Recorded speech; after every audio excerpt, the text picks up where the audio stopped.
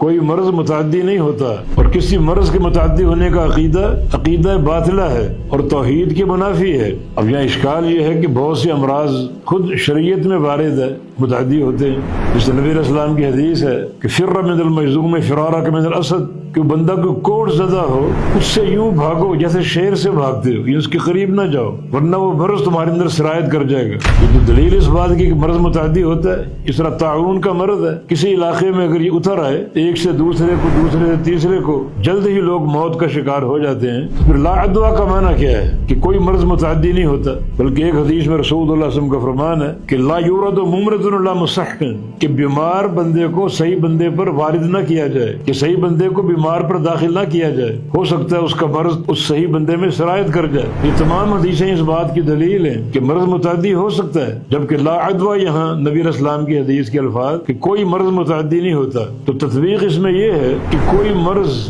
بذات خود متعدی نہیں ہوتا، بلکہ اگر کوئی مرض متعدی ہوتا ہے تو اللہ کے امر سے ہوتا ہے۔ طاعون ہے، جذام ہے، یقیناً ایک سے دوسرے کو لاحق ہوتا ہے، مگر اس میں مرض کی ذاتی تاثیر نہیں، بلکہ اللہ کا امر اس میں شامل، اللہ کا امر اس میں داخل۔ تو اگر یہ کہا جائے کہ فلاں مرض فلاں میں سرایت کر گیا، یہ عقیدے کے خلاف ہے، اور بھاگنے کا حکم اس لیے ہے کہ تم اپنے اسباب اختیار کو، تدبیر اختیار کرو۔ لا تلقوا بأيديكم إلى التهلكة، اپنے ہاتھوں کو بربادی میں مت ڈالو، ہلاکت میں مت ڈالو، اور کہیں ہلاکت کے اسباب اگر ہوں تو اس سے بچنے کی کوشش کرو۔ امراض متعدی نہیں ہوتے، بلکہ مرض کے اندر اگر کوئی تاثیر ہے کسی کو لاحق ہونے کی تو اللہ کے امر سے ہے۔